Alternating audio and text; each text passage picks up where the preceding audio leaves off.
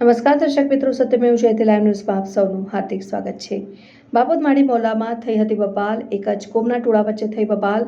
પહેલા માળી સમાજમાં છોકરીની છેડતી મામલે થઈ હતી બબાલ। બાદમાં સમાધાન થઈ ગયું હતું। સમાધાન બાદ રાત્રે ફરી એક જ કોમના બે ટોળા સામસામે આવ્યા।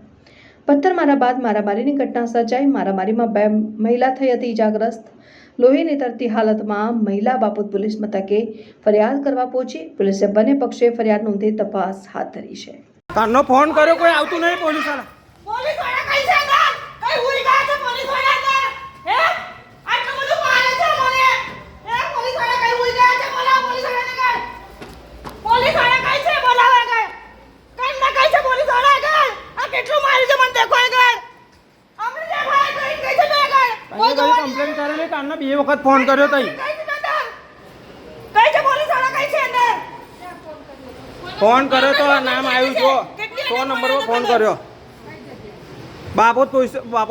બાપોદ ગામમાં માડી મોહલ્લો।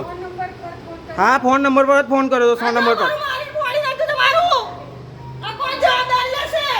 બે ત્રણ જણે ફોન કર્યા, એક જણે નહીં ફોન કર્યો।